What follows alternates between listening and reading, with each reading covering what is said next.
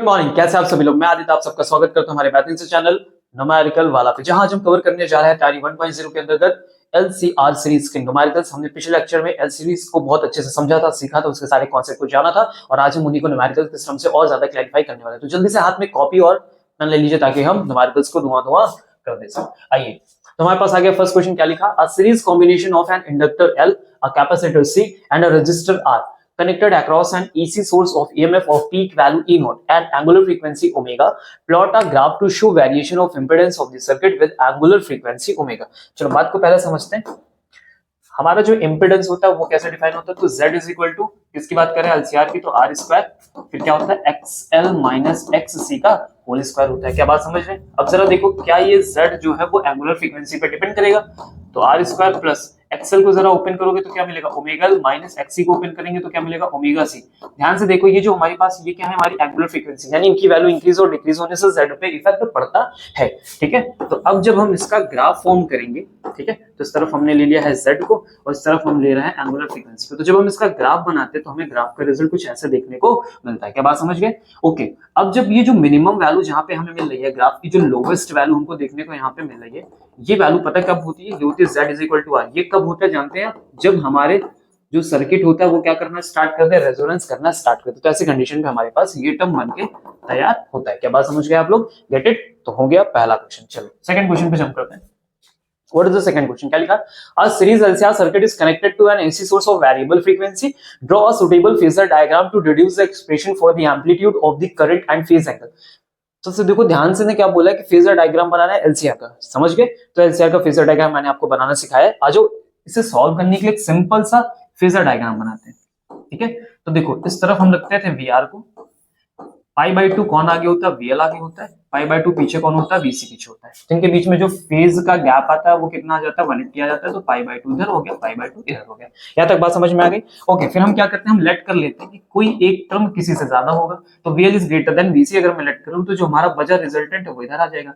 तो this part is VL minus VC. अब VR बचा, वीएल माइनस वीसी बचा, तो जो रिजल्टेंट है वो इनके मिड से कहीं मूव करता हुआ जाएगा। Get it? तो कोई भी रिजल्टेंट है, मान लेते हैं कि वी नॉट समथिंग करके आ गया, वी मान लेते हैं, रिजल्ट आ गया। तो अब ये यहां से कितना रिजल्ट फॉर्म कर रहा है? That is the phi. फिर हमें क्या कैलकुलेट करना होता था? फाई का टर्म कैलकुलेट करना होता था। तो जब हमें फाई का टर्म कैलकुलेट करना होता तो हम क्या करते थे? यही वाला टर्म यहाँ यूज करते थे, that is the VL minus VC use करते थे। याद आया? तो अगर मुझसे फेज एंगल पूछा जा रहा है तो फेज एंगल हम कैसे निकालते थे? tan phi is equal to perpendicular upon base, that is the VR। VL minus VC को ओपन करेंगे तो क्या बन जाएगा? XL minus XC upon R। Sir कैसे? I कॉमन करके कैंसिल आउट कर दे। देखो तुम्हारा रिजल्ट तुम्हारी आंखों के सामने। ओके, अब अगले पे आते हैं। एम्पलीट्यूड ऑफ द करंट का मतलब क्या होता है सर? तो जरा देखो, I इज इक्वल टू क्या होता है? I not sine omega T. यहाँ पे जो I नॉट है ना, ये किसके लिए काम कर रहा है? एम्पलीट्यूड की तरह काम कर रहा है। आपने ज्यादातर इक्वेशन देखी होंगी तो उसमें क्या लिखा होता है? Y is equal to A sine omega T लिखा होता है। तो एक किसका बिहेव करता है? A as amplitude. तो वैसे आई नॉट यहाँ किसका काम कर रहा है? एम्पलीट्यूड का काम कर रहा है। सेम अगर वी नॉट के लिए बोला जाता है तब भी ये एम्पलीट्यूड का काम करता है। क्या बात समझ गए? ओके, तो हमें कैलकुलेशन कैसे करना? बहुत सिंपल सी बात है। तुमसे आई नॉट मांगा गया तो आई नॉट निकालने के लिए क्या आना चाहिए तुम्हारे पास? वी नॉट अपॉन जेड आना चाहिए। चलो अब वी नॉट हम निकालते हैं, कैलकुलेट कर लिया जाए। तो चलो देखो, हमें इसका नेट वी कैसे मिलेगा? तो अगर मैं वी का फॉर्मूला लगाऊं, वी इफेक्टिव का फॉर्मूला निकालने की कोशिश करूं, ठीक है, वी नेट निकालूं तो कैसे मिलेगा? तो यहाँ पे मिलेगा मुझे वी आर का स्क्वायर ब्रैकेट में वी एल माइनस वीसी का whole square, that is the our net V. Okay, अब यहीं से मुझे z की भी रिक्वायरमेंट होगी, तो इसी फॉर्मूले को थोड़ा आगे बढ़ाते हैं। तो I Z is equal to under root में क्या मिले? आई आर का होल स्क्वायर, फिर यहाँ पे लिखेंगे I XL minus I X C का होल स्क्वायर। आई को कॉमन करोगे तो बाहर आके कैंसिल आउट हो जाएगा। अंदर क्या बचेगा आपके पास? R square XL minus X C का क्या बचा?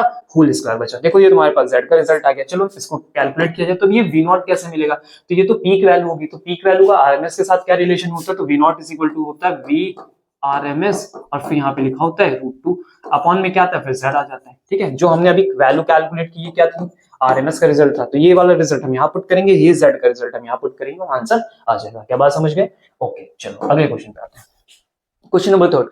In a series LCR circuit, obtain the condition under which the impedance of the circuit is minimum. Impedance of the circuit is minimum. Impedance max जो resistance वो कम से कम हो जाए। तो LCR में कब कम से कम होता है? जब resonance होता है। जब resonance होता है, resistance कितना हो जाता है? Z is equal to R। तो ये कौन सी कंडीशन की बात हो रही है? ये कंडीशन की बात हो रही है सर रेजोनेंस कंडीशन की बात हो रही है और रेजोनेंस कंडीशन पे z की वैल्यू किसके इक्वल हो जाती है, r की इक्वल हो जाती है, क्योंकि xn और xc आपस में क्या हो जाते हैं, बराबर हो जाते हैं। That is the condition, at this condition resonance होगा और रेजोनेंस होने पे z is equal to r हो जाएगा, दैट इज द मिनिमम। फिर अगली बात है wattless current flow in the circuit. Wattless current कब फ्लो करती है सर्किट में, तो समझो वॉटलेस करंट का फॉर्मूला पहले समझो। तो p इज इक्वल टू क्या होता है, Vrms IRMS और फिर यहाँ लिखा होता है cos फाई, ठीक है। अब ये वैल्यू वॉटलेस हो जाए, वॉटलेस होने का मतलब क्या होता है कि P की वैल्यू किसके इक्वल हो जाए, जीरो, मतलब वॉट की कोई वैल्यू ना है, पावर की कोई वैल्यू ना है। तो ये सारा टर्म किस पे डिपेंड करता है, इस फैक्टर पे डिपेंड करता है, इससे बोलते हैं पावर फैक्टर। यानी यहाँ पे cos फाई का जो फाइनल रिजल्ट है वो किसके इक्वल आना चाहिए, जीरो के इक्वल आना चाहिए। तो cos की कौन सी वैल्यू जीरो देती है, तो हमको क्या पता है cos पाई बाय टू क्या देता है, जीरो, यानी फाई की वैल्यू कितनी हो गई, पाई बाय टू। तो अगर फाई की वैल्यू पाई बाय टू होगी तो वॉटलेस करंट बनेगी। तो वॉटलेस करंट पता कब फ्लो करती है, जब हमारा सर्किट क्या हो, या तो प्योर कैपेसिटिव सर्किट बन जाए या फिर हमारा सर्किट कैसा बन जाए, इंडक्टिव बन जाए। इन दोनों में फेज एंगल आपने देखा होगा करंट और पोटेंशियल के बीच में कितने होते हैं, pi by two, pi by two. तो जैसे पाई बाय टू यहाँ पे आप रखोगे रिजल्ट जीरो हो जाएगा। क्या बात समझ गए। चलो अगले क्वेश्चन पे आते हैं। A series LCR circuit is connected to an AC source 200 watt, 50 hertz. The voltage across the resistors, capacitors, and inductor are respectively 200 volt, 250 volt, and 250 volt. Okay. First question: the algebraic sum of the voltage across the three elements is greater than the voltage of the source. How is the paradox resolved? Simple सी बात है। देखो वो क्या कह रहे हैं, वो ये कह रहे हैं कि जो हमने नेट सप्लाई की है, जो हमने नेट लिखाया है, मतलब V इफेक्टिव की अगर मैं बात करूं तो हमने केवल 200 वोल्ट सप्लाई किया है। और अगर हम बात करें इन सब की अलग अलग, क्योंकि एलसीआर में तीनों लगे हुए हैं और आपको पता है कि जितना हम पोटेंशियल की सप्लाई नीचे देते हैं वही तीनों में कंज्यूम होता है, यानी तीनों का एडिशनल ऑफ पोटेंशियल इक्वल होता है वी इफेक्टिव के। तो ये क्या कह रहे हैं कि हमारे पास जो रिजल्ट है वी इफेक्टिव का वो होना कैसे चाहिए एक्चुअल में, समझो बात को। तो वो यूज हो रहा है वीएल में, वो यूज होना चाहिए वीसी में और वो यूज होना चाहिए वीआर में। अगर मैं वीएल वीसी इन सब की वैल्यू को रखूं तो पहला देखो रजिस्टर में कितना यूज हुआ, उसमें यूज हुआ 200, फिर यूज हुआ 250, फिर यूज हुआ 250। अगर आप इसको ऐड करोगे तो कितना होगा 500 और ये हो गया हमारा 700। और एक्चुअल में हमने कितना सप्लाई किया, हमने तो 200 सप्लाई किया। तो ये पैराडॉक्स रिजॉल्व कैसे होगा, तो आप ध्यान समझो। जब भी हम इस चीज की बात कर रहे हैं तो एक्चुअल में हमारे पास जो नेट रिजल्टेंट का फॉर्मूला होता है वो कैसा होता है, वो फॉर्मूला जाता है किस पे, वो फॉर्मूला बनता है वी आर का square V L minus V C का होल स्क्वायर। अब ये बात हमें कैसे पता चलती है, तो ये बात हमें पता चलती है फेजर डायग्राम से। इसी से आप रिजॉल्व कर पाओगे। तो फेजर डायग्राम में हमने देखा है ना, इधर होता है आपका VL, इधर होता है आपका VC और इधर कौन होता है VR। ऐसी कंडीशन में अपोजिट आते हैं तब जाके हमारा रिजल्ट ऐसे फॉर्म होता है। अब यहाँ पे 250 कैंसिल आउट कर दो, यहाँ कितना बचेगा 200, रूट बाहर निकालो तो V इफेक्टिव वापस कितना आ जाएगा 200। पैराडॉक्स रिजॉल्व हो गया। Okay, given the value of the resistance of R is 40 ohm, calculate the current in the circuit. बहुत सिंपल है, करंट इन द सर्किट चाहिए, ठीक है। तो करंट कैसे मिलता है, I is equal to V upon Z से, ठीक है। कितना पोटेंशियल सप्लाई किया तुमने, 200 का पोटेंशियल सप्लाई किया। Z कितना है, तो R, क्यों सर Z R के बराबर, क्योंकि तो कैंसिल आउट हो रहे हैं, एलसीआर में हो आप, तो R की वैल्यू कितनी रख दो यहाँ पे 40 रख दो। कितना हो गया sir, that is the 5 ampere. बात समझ में आ गई, सिंपल। चलो नेक्स्ट क्वेश्चन पे आइए। Question number 5, a series combination of an inductor L, a capacitor C and a resistor R is connected across an AC source of voltage in a circuit. Obtain an expression for the average power consumed by the circuit. Sir हाथ पे copy pen ले लो, बढ़िया question आ गया है। Find the power factor purely inductive circuit and purely resistive circuit. चलो ठीक है, तो पेन की विड्थ को थोड़ी सा कम करेंगे और बढ़िया से लग जाइए। शुरू करते हैं हम लोग अपनी कहानी को। देखो, हमें एवरेज पावर का कैलकुलेशन करना है, मतलब एक्सप्रेशन चाहिए पावर कंजप्शन के लिए। तो पहली बात तो पावर डिफाइन कैसे होती है, अगर मैं इंस्टैंटेनियस पावर की बात करूं, ठीक है। अगर मैं इंस्टैंटेनियस पावर लिखूं तो मैं क्या लिख सकता हूं, rate of change of work done लिख सकते हैं। तो देखो हमने इंस्टैंटली टर्म यूज कर लिया। ओके, अब मैं अगले बार पावर का फॉर्मूला इंस्टैंटेनियस का लिखना चाहूं तो पावर इज इक्वल टू क्या होता है, V इंटू आई होता है, ठीक है। तो ये भी इंस्टेंट वाला हो जाए और ये भी इंस्टेंट वाला हो जाए। अगर मैं इन इंस्टेंट वाले फॉर्मूलों की बात करूं यहाँ पे, तो क्या मैं बोल सकता हूं कि V is equal to V not sine omega T, बोल सकते हैं। तो सेम वैसे हमारे लिए करंट भी कुछ आना चाहिए, तो I is equal to I not sine omega T. मैं प्लस फाइव कर लेता हूं, ठीक है, एक्स्ट्रा ऐड कर लेते हैं, सॉरी।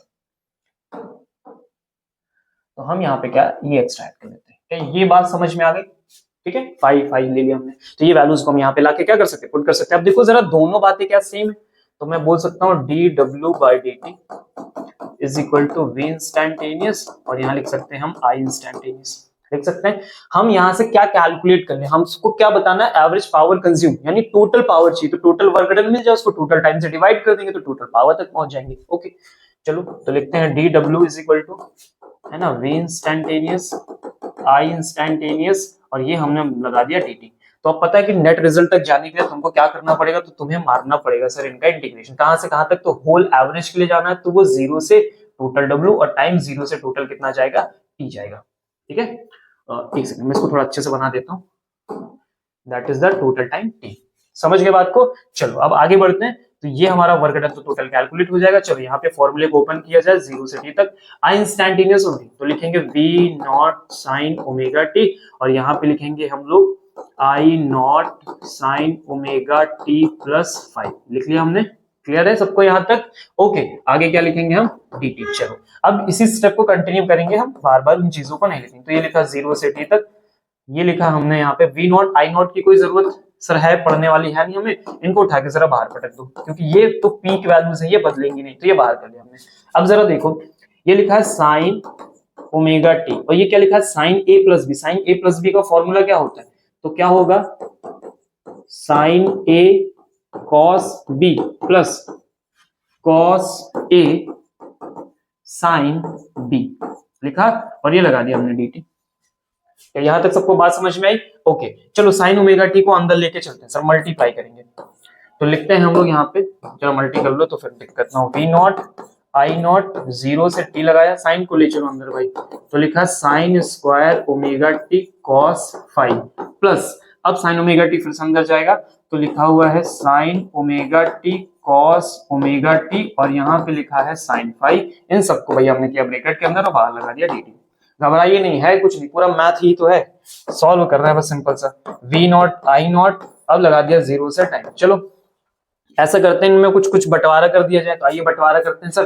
तो देखो हमने दे दिया इनको sine square omega T cos 5 D T plus, पता है ना सर ये बट जाते हैं, है ना, लिखा sine omega T cos omega T sine 5, और ये लगा दिया हमने डी टी। यहां तक सबको बात समझ में आ गई, स्क्रीनशॉट ले लो, बढ़े आगे। चलो अगले पेज पे आते हैं, नेक्स्ट पेज में थोड़ा सा दिमाग लगाते हैं। तो हमारे पास क्या आया था, तो हमारे पास आया था वी नॉट आई नॉट, और अब यहाँ पे हमारे पास ब्रैकेट में क्या बचा हुआ है, तो इसको सर बड़े ब्रैकेट में लिख लेंगे। अब जरा ध्यान समझना, देखो मैं बता देता हूँ क्या लिखने वाले। हम क्या करेंगे, cos 5 को उठा के बाहर करेंगे क्योंकि ये वेरिएबल नहीं है, sin 5 को उठा के बाहर करेंगे क्योंकि ये वेरिएबल नहीं है। ठीक है ओके, तो लिखते हैं हम यहाँ पे cos 5, इंटीग्रेशन के अंदर क्या लिखोगे आप, तो इंटीग्रेशन के अंदर आपके पास आया है sine square omega T D T, कहां से कहां तक, 0 से टी तक ये आया है।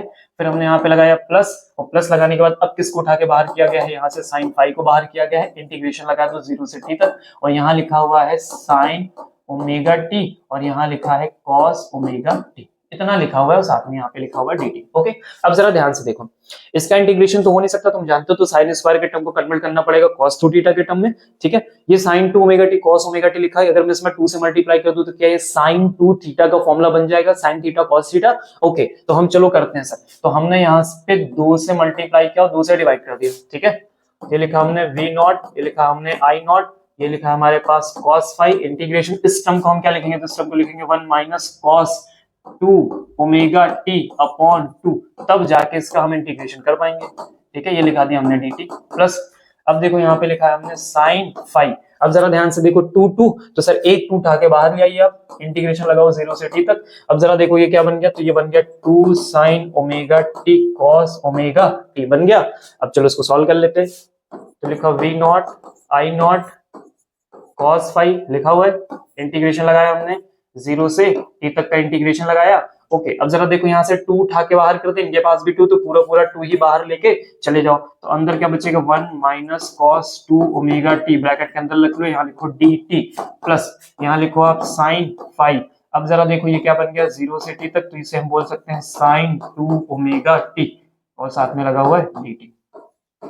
कोई दिक्कत, कोई समस्या, कोई परेशानी, समझ में आ रहा है। ओके अब बस थोड़ी से ही दूर बचे हुए हैं सर, और अब कहानी हमारी क्या हो जाएगी, खत्म हो जाएगी। ठीक है, तो लिखो cos 5। ठीक है, अब समझना पूरी कहानी को अच्छे समझना, dt को अंदर जरा मल्टीप्लाई मारो, तो 0 से t तक ठीक है, ये हो गया हमारा dt minus cos 2 omega t, और इसको भी कर लो dt। हम क्या कर लेते हैं, दोनों को इंटीग्रेशन बांट देते हैं, यहीं पे बांट देते हैं सर। चलो आ जाओ, यहीं पे इंटीग्रेशन बांट लेते हैं थोड़ा थोड़ा, है ना, क्यों बार बार सर काम करना। ठीक है, चलो बांटो। इसको dt को इंटीग्रेशन हमने दे दिया, यहाँ पे तुम थोड़ा बाहर रुको, इनका ब्रैकेट छोटा वाला बना दो। ये बनाया हमने, देखो ये dt हमने बांट दिया, फिर हमने माइनस लगाया, इंटीग्रेशन लगाया, और यहाँ पे भी 0 से t तक बांट दिया। ठीक है, फिर लगाते हैं हम यहाँ पे प्लस, यहाँ लिखा हमने साइन 5। अब जरा समझो, इसका जब हम इंटीग्रेशन करेंगे साइन 2 ओमेगा टी का होल साइकिल के लिए, ठीक है, तो होल साइकिल का ये रिजल्ट कितना देने वाला है, 0 देने वाला है। ठीक है, ये लिखा v नॉट आई नॉट 2। अब आगे अगले टर्म में चलते हैं, तो सेम ये वाला टर्म जो हमारे पास लिखा हुआ है cos 2 omega T dt, whole cycle के लिए ये भी रिजल्ट कितना देने वाला है, 0 देने वाला है। इसने हमको 0 रिजल्ट दे ही दिया। ठीक है, अब क्या बचा तुम्हारे पास, ये cos 5 को dt में मल्टीप्लाई करो, dt का इंटीग्रेशन करोगे क्या बन जाएगा t, तो तुम्हें मिलेगा cos 5t। बाकी सब कुछ क्या हो चुका है सर, 0 हो चुका है, माइनस का 0 और प्लस का 0 हो गया। अब जरा इसको थोड़ा देखोगे तो ये लिखा है v not I not cos 5t upon में लिखा है 2। तो तुमने ये क्या निकाला है सर, ये निकाला है आपने अभी तक वर्क डन। ठीक है, अब वर्क डन आ गया है आपका, तो बस बात ही खत्म है, अब तो कुछ करना नहीं। देखो आपने नेट वर्क डन निकाला, तो पी एवरेज क्या होगा, तो पी एवरेज मिलेगा work done upon total time. तुमने वर्क डन कितना कैलकुलेट किया, तो तुमने कैलकुलेट किया v not I not cos 5t upon में 2, और यहाँ पे भी t2, तो t से t मर गया सर। तो देखो पी एवरेज तुमको मिल जाएगा v not I not cos 5 और अपॉन में क्या लिखा होगा 2। अब जरा इन 2 को थोड़ा इज्जत के साथ बांट दिया जाए, तो इसे लिख सकते हैं v नॉट अपॉन रूट 2, इसे लिख सकते हैं आई नॉट अपॉन रूट 2, और ये लिख सकते हैं cos 5। 2 को रूट टू लिख सकते हो। क्या बन गया सर ये, तो P average is equal to आ गया वी आर एम एस, और ये आ गया हमारे पास आई आर एम एस, और ये बन गया हमारे पास cos 5। ठीक है, देखो ये रिजल्ट आ गया।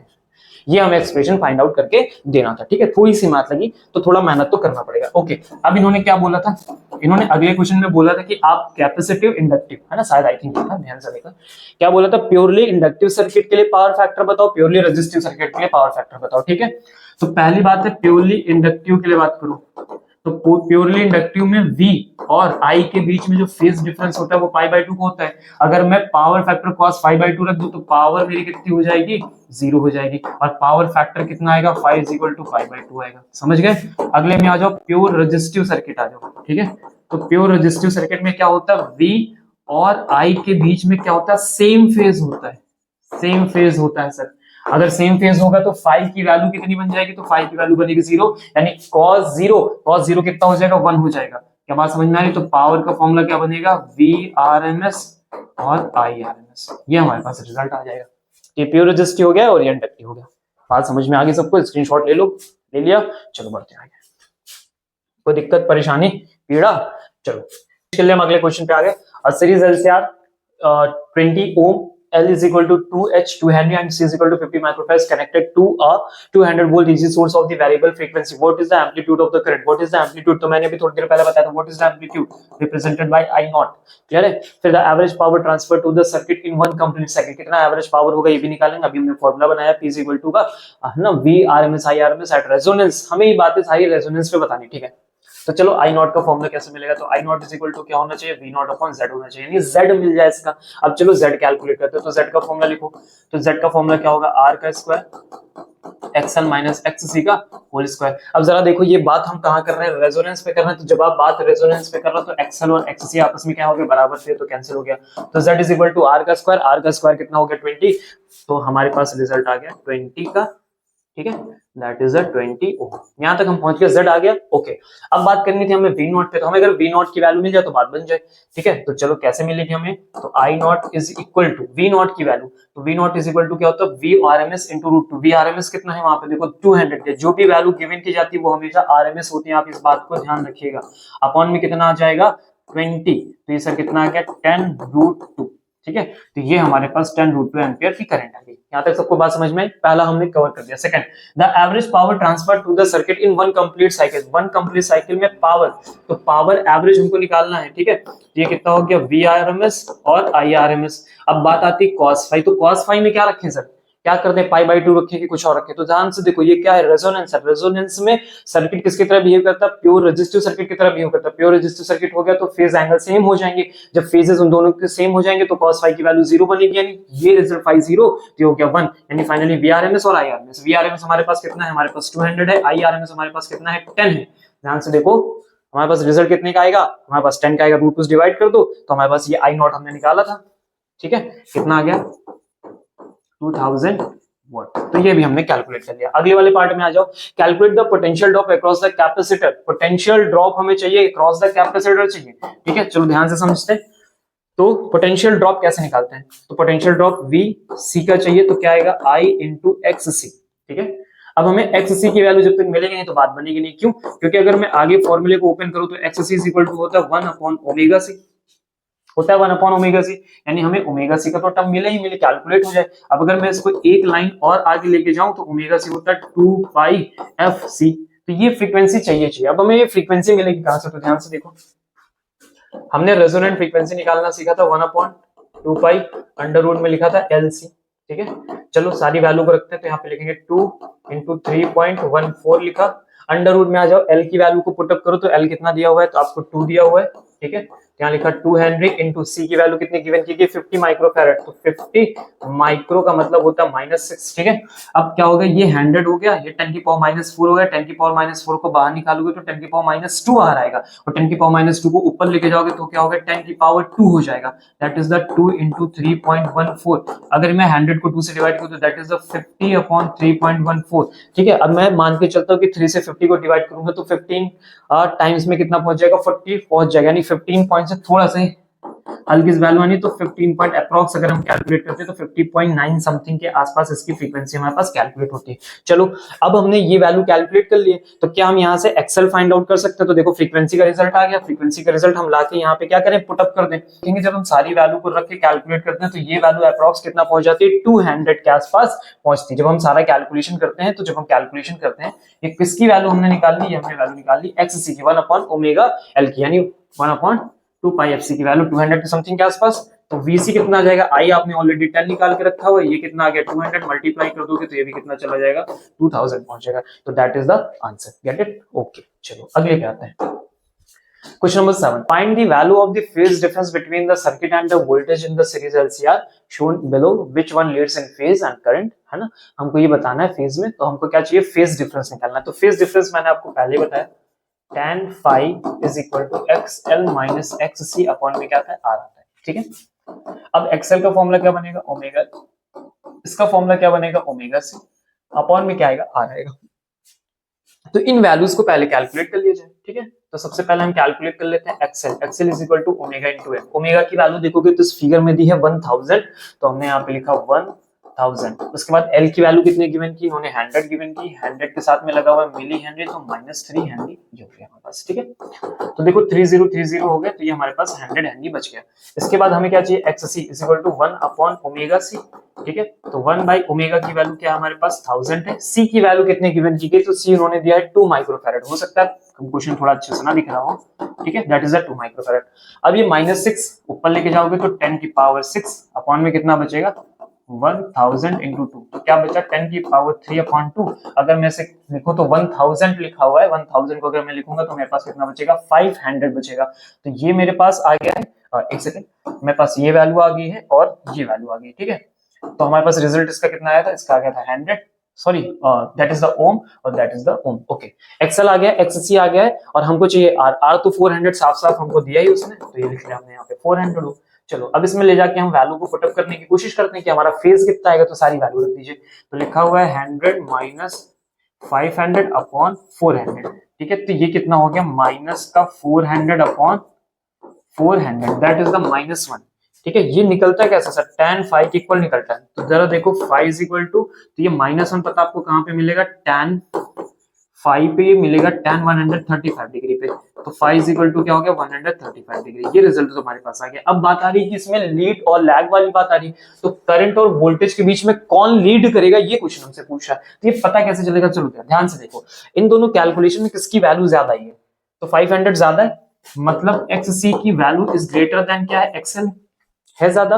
अब XC में करंट कैसा होता है, करंट π/2 आगे होता है और एक्सेल में कौन आगे होता है, पोटेंशियल आगे होता है। तो अभी वैल्यू किसकी ज्यादा है, इसकी वैल्यू ज्यादा है। इसका मतलब यहाँ पे लीड कौन करेगा, तो लीड करेगी करंट। क्या बात समझ गए, इसका आंसर कौन हो गया, करंट हो गया। यहाँ तक सब कुछ बात क्लियर हो गई सर, गेट इट, ये क्वेश्चन समझ में आया। ओके चलो सेकंड पार्ट में आते हैं। Without making any other change find the value of the additional capacitor C dash to be connected in parallel with capacitor C. C के साथ एक और सी ऐड करो in order to make the power factor of the circuit unity. Power factor का result कितना आ जाए, unity आ जाए। अभी पावर फैक्टर भी तुम सबको सिखाया मैंने, power factor cos phi is equal to R by Z। अब चलो समझते हैं बात को। R, अब Z का फॉर्मूला जरा लिखो तो Z का फॉर्मूला क्या होता है, R स्क्वायर प्लस फिर यहाँ पे क्या होता है XL माइनस XC का होल स्क्वायर, यही तो होता है। अब किसी तरह से इस टोटल पार्ट का जो रिजल्ट है वो किसके बराबर आ जाए, R के बराबर है, तभी कहानी बनेगी। चलो इसको थोड़ा सा और ज्यादा वेल डिफाइन करते हैं हम लोग। तो R अपॉन में आइए सर, तो लिखा है R स्क्वायर प्लस इसको लिखेंगे ओमेगा L माइनस, ठीक है समझना मेरी बात को, वही लिखा 1 अपॉन ओमेगा C, ये होना चाहिए और इसका होल रिजल्ट आना चाहिए। तो समझिए उसने क्या कहा था कि आप कैपेसिटर में क्या करो, एक और कैपेसिटर पैरेलल ले जाके ऐड कर दो, सी वाले में आप अपना सी डैश ऐड कर दो। तो मैं कहता हूँ सी वाले में सी डैश ऐड करके जो रिजल्ट बनेगा हम उसको ले लेते हैं सी डबल डैश, ठीक है। तो वही सी डबल डैश हमको यहाँ पे लाके क्या करना होगा, पुट करना होगा। पुट ऐसे करो कि रिजल्ट किसके बराबर आ जाए, 1 के बराबर आ जाए, मतलब this whole part will be equal to the R। तो देखो जो उसने कहा है वही हम करेंगे। तो हम लिखेंगे R square omega L minus omega C double dash, ठीक है। और इसका जो हमारा रिजल्ट है, ठीक है, इस टोटल का जो रिजल्ट है अंडर रूट में लेके चलते हैं, इसका रिजल्ट किसके बराबर, R को दोनों तरफ स्क्वायर करो। तो R square omega L minus 1 upon omega C double dash is equal to R square. तो इसका कैंसिल आउट हो गया। हमें क्या मिला, omega L is equal to 1 upon omega C double dash, ठीक है। ओमेगा L अभी हमने पीछे कैलकुलेट किया था, जरा ध्यान से देखो। ओमेगा L हमने कितना निकाला था, 100 निकाला था, और ये वाली वैल्यू कितनी निकाली थी हमने यहाँ पे, तो ये वैल्यू हमने कैलकुलेट की थी लगभग 500 के आसपास, ठीक है। चलो आ जाओ पुट करते हैं। तो ये वैल्यू हमने निकाली थी, ये हमने निकाली थी 100 इज इक्वल टू यहाँ पे तो C डबल डैश की वैल्यू तुम जानते नहीं हो, तो ये लिख लिया हमने इसकी वैल्यू ओमेगा की वैल्यू। इसको जरा इधर लेके जाओ, तो C dash is equal to, देखो यहाँ से समझ में आ रही बात, ये वाली वैल्यू और ये वाली वैल्यू, इसको इधर मैं लेके जाऊंगा तो मेरे पास रिजल्ट जो बचेगा वो कितना हो जाएगा, 1 2 3 4 0 मेरे पास। डैश की मेरे पास वैल्यू कितनी आ गई है, 1000 सॉरी 1 अपॉन C डैश की वैल्यू आ गई, यानी C डैश की वैल्यू क्या हो जाएगी, 1 बाय 1 2 3 कितने जीरो होने चाहिए, 5 होने चाहिए, सॉरी तो कितने हो गए 50। ये हमारे पास एक वैल्यू आ गई, ठीक है। ये C डबल डैश की वैल्यू है हमारे पास। तो अब हम आगे बढ़ते हैं और क्या फाइंड आउट करके देना था, तो उन्होंने कहा था कि जो नेट रिजल्ट है वो तुम्हारा C डबल डैश होना चाहिए, ठीक है। और वो किसको जोड़ के बनाया था, तो हमने उसको C प्लस C डैश को जोड़ के ऐड किया था। तो C डैश की वैल्यू क्या आनी चाहिए, तो C की वैल्यू कितनी गिवन की गई, जरा ध्यान से देखो। तो 2 माइक्रोफैरड गिवन की गई है, ठीक है। तो यहाँ पे लिखते हैं हम लोग 2 माइक्रोफैरड, और तो C double dash minus C is equal to आना चाहिए C dash. C double dash की वैल्यू देखो कितने जीरो है, तो यहाँ पे लिखा 1 2 3 4 5, तो ये हो गया सर हमारा 10 to the power minus 5 minus, अब हम क्या करना है 2 माइक्रोफैरड, तो 10 to the power minus 6 is equal to C dash. देखो दिस इज द रिजल्ट। अब हमें क्या कर ले, इसको -6 बना ले, -6 बना ले। -6 करने के लिए क्या करना पड़ेगा सर, डिवाइड और मल्टीप्लाई करना पड़ेगा। तो ये सर क्या हो जाएगा 10 into 10 to the power -6 minus 2 into 10 to the power -6 is equal to C dash. मतलब ये लिखा 10 माइक्रोफैरड माइनस ये लिखा 2 माइक्रोफैरड और लिखा C, तो C की वैल्यू सॉरी C डैश की वैल्यू कितनी आ गई, 8 माइक्रोफैरड। अगर हम 8 माइक्रोफैरड यहाँ पे ऐड कर देंगे तो ये पूरा रिजल्ट R के बराबर होगा, और R कैंसिल होके cos phi का रिजल्ट किसके बराबर दे देंगे, 1 के बराबर दे देंगे। क्या बात समझ गए आप लोग, गेट इट, वेरी गुड। चलो आगे बढ़ते हैं सर, नेक्स्ट क्वेश्चन पे थोड़ा हिम्मत मान के चलते हैं, जल्दी से करते हैं क्वेश्चन को। क्या लिखा है, draw a graph showing variation of amplitude of circuit current with changing frequency of applied voltage in a series LCR circuit for two different values of resistance R1 and R2 where R1 is greater than R2। बहुत simple सी बात है, उन्होंने बोला frequency के result बना के, इससे आसान क्या होता है, सिखाया है मैंने, हाँ सर सब कुछ सिखा दिया है पिछले लेक्चर में। उन्होंने बोला R1 की वैल्यू ज्यादा होनी चाहिए, अगर R1 की वैल्यू ज्यादा होगी तो ग्राफ ज्यादा रिजल्ट नहीं देगा करंट में, और R2 की वैल्यू कम है तो यहीं से जो हमारा ग्राफ होगा, यहीं से जो हमारे पास ग्राफ होगा उसका जो रिजल्ट होगा वो ज्यादा शार्पनेस के साथ जाएगा, ठीक है। तो ये किसका ग्राफ हो गया, R1 का, और ये किसका ग्राफ हो गया, R2 का ग्राफ हो गया। किस पे बात हुई है सर, बात हो रही करंट देने की, तो ये करंट हो गई किसके वाले की, 2 की हो गई, और ये वाली करंट किसकी हो गई, 1 की हो गई। ये बात कहाँ पे हो रही है, जब हमारे में रेजोनेंस हो रहा है, एलसीआर सर्किट की बात हो रही है, फ्रीक्वेंसी अप्लाइड की गई है ना, ध्यान से दिखा सबको, चेंजिंग फ्रीक्वेंसी देने पे। तो R1 रेजिस्टेंस पे हमको ग्राफ बना के देना था, किसके साथ, एम्पलीट्यूड बोला था ना, तो एम्पलीट्यूड हमने क्या बताया, आई नॉट की बात हो रही है। कैसे पता चला कि यही ग्राफ बनाना, तो उसने बोला ना एम्पलीट्यूड, एम्पलीट्यूड मतलब मैक्सिमम करंट की बात हो रही है, कब होगी मैक्सिमम करंट, किसी सर्किट में, रेजोनेंस की कंडीशन में होगी, ठीक है। तो ये हो गया ओमेगा, फिनिश, खत्म हो गया। अगले the figure shows a series LCR circuit, मैं थोड़ा इसको जूम कर देता हूं, पहले आप देख लो ध्यान से। The figure shows a series LCR circuit with L is equal to 10H, C is equal to 40 microfarad, R is equal to 60 ohm connected to a variable frequency 240 source. Calculate angular frequency of the source which derives the circuit at resonance. Resonance पे हमको वो बता के देना है किसकी angular frequency क्या होगी। अरे बहुत आसान सी बात है सर, देखो क्या करना है, देखोगे omega is equal to 1 upon under root में एल सी। चलो देखो एल की वैल्यू गिवन है क्या, एल की वैल्यू कितनी गिवन की गई, 10 गिवन की गई, 10 लिखा। सी की वैल्यू कितनी गिवन है, 40 माइक्रो, माइक्रो मतलब -6 हो गया, ठीक है। इसको सॉल्व कर लेंगे, चलो अभी कर लेंगे, आगे बढ़ते हैं। The current at the resonating frequency, the current at the resonating frequency, current I not, current हमें फाइंड आउट करना जब क्या हो, फ्रीक्वेंसी क्या हो, रेजोनेटिंग हो, तो फ्रीक्वेंसी अगर हम निकाल लें और वहां पे करंट की वैल्यू को ले जाके पुट कर दें, आ जाएगा। The RMS potential drop at the inductor at resonance, RMS potential drop, हमने कितना पोटेंशियल यूज किया अक्रॉस द इंडक्टर, एल के अक्रॉस, जो भी हमने पीछे कैपेसिटर में किया, सेम एज इट इज हमें वही वाला क्वेश्चन करके देना है हमको। तो बात समझ गए, चलो और दौड़ के करते हैं, तो थोड़ा किनारे कर दिया जाए और फिर अपनी कैलकुलेशन को किया जाए, ठीक है। आ जाओ इसको सॉल्व करो। तो लिखा 1 अपॉन, और ये लिखा 40 10 की पावर -6, तो ये लिखा 4 into 10 to the power -4 under root के अंदर, इसके बाहर करोगे तो क्या मिलेगा, 2 इंटू 10 की पावर -2, ये लिखा हुआ है 10 की पावर 2 अपॉन 2, 100 अपॉन 2 कितना हो गया, 50 आ गया। क्या चाहिए था, ओमेगा चाहिए, तो 50 आ गया है ना, रेडियन। ओके आगे बढ़ते हैं, एंगुलर फ्रीक्वेंसी हमने कैलकुलेट कर ली। Second part, the current at the resonating frequency, current कैसे मिलेगी, करंट तो हमारी मैक्स हो जाएगी, तो I naught is equal to V naught upon में क्या आना चाहिए, जेड आना चाहिए। अब वी नॉट की वैल्यू हम कहां से लेके आए, तो वी नॉट हमें गिवन तो किया नहीं गया यहाँ पे, तो देखो वेरिएबल फ्रीक्वेंसी कितनी, 240 की सोर्स के साथ लगाए गए, ठीक है, तो 240 इंटू √2 अपॉन में कितना दे दो, जेड दे दो। तो जेड कैसे मिलेगा, तो देखो क्या हो रहा है यहाँ पे, रेजोनेंस हो रहा था, ऐसी कंडीशन में सब दोनों आपस में कैंसिल होंगे, केवल रेजिस्टेंस काम करेगा, that is the 60, this term is working here, ठीक है, यही वाला काम बनेगा हमारे पास रेजोनेंट फ्रीक्वेंसी पे। चलो सर इसको कैंसिल आउट कर दें, तो 60, वैसे ये मैक्सिमम करंट है तो दोनों वैल्यूज जा सकती है हमारे पास, तो ये 4√2 ये हमारी मैक्सिमम करंट चली गई। अगर हमसे सिंपल करंट के बारे में पूछेगा तो हम केवल VRMS अपॉन Z कर देंगे, जिसमें 240 अपॉन 60 रखेंगे, और ऐसे कंडीशन में केवल 4 हमारे पास एम्पियर की करंट बनेगी, ठीक है। ये क्वेश्चन हमारे पास सॉल्व हो गया। अगले पार्ट में, the RMS potential drop across the inductor at resonance, RMS potential drop चाहिए इनको, ठीक है। पोटेंशियल ड्रॉप का मतलब हो गया V चाहिए, V कहाँ चाहिए, किसके अक्रॉस चाहिए, तो I इंटू एक्सएल के अक्रॉस चाहिए, ठीक है। अब जरा देखो एक्सएल की वैल्यू पता चल जाए तो बात बन जाए, ठीक है। तो एक्सएल निकालो, आई तो हम निकाल चुके हैं, 4 निकाल चुके हैं, एक्सएल चलो निकालते हैं, चलो यहां से कैलकुलेट करते हैं। तो एक्सएल इज इक्वल टू क्या होता है, ओमेगा इंटू एल। अब ओमेगा के बारे में देखो, तो ओमेगा के बारे में कोई बात आई है क्या, नहीं आई है सर, ओके नहीं आई है, ये देखो निकाला है, कितना निकाला था, 50 निकाला था, ओके। एल के बारे में कितनी बात हुई है, 10 बात हुई है, तो कितना हो गया सर, 500 हो गया। चलो यहाँ रख दो 500, मल्टीप्लाई करो 4 5 20 और 2 0 7 के, तो आ गया 2000 वोल्ट। ये भी सर निपट गए, सिंपल। चलो अगले क्वेश्चन पे, question number 10, in a series LCR circuit connected across an AC source of variable frequency, obtain the expression for its impedance, impedance के लिए expression find out करना है, draw a plot showing its variation with frequency of the AC source। तो उसके लिए हमको AC source के साथ में पहले तो expression find out करो और फिर इसका variation show कर दो। तो आपको मैंने ये क्वेश्चन कई बार कराया है, ठीक है, सिंपल सी बात है, आपको कहां से शुरू करना है, Z का टर्म शुरू करना है, तो आप यहाँ से शुरू करोगे V is equal to under root, और यहाँ लिखोगे VR का स्क्वायर, VL माइनस VC का होल स्क्वायर, और फिर इसमें I ओपन करोगे तो Z का रिजल्ट तुम्हें मिल जाएगा, कितना मिल जाएगा, तो यहाँ पे मिल जाएगा R का स्क्वायर, यहाँ मिलेगा XL माइनस XC का होल स्क्वायर। फिर इन्होंने कहा कि Z के साथ ग्राफ बना दो, तो हमने अभी ऐसा ही ग्राफ बनाया था, ठीक है, ये Z होता था, ये ओमेगा होता था, फॉर्म हो गया, खत्म। What is the phase difference between the voltage across inductor and capacitor at resonance in LCR।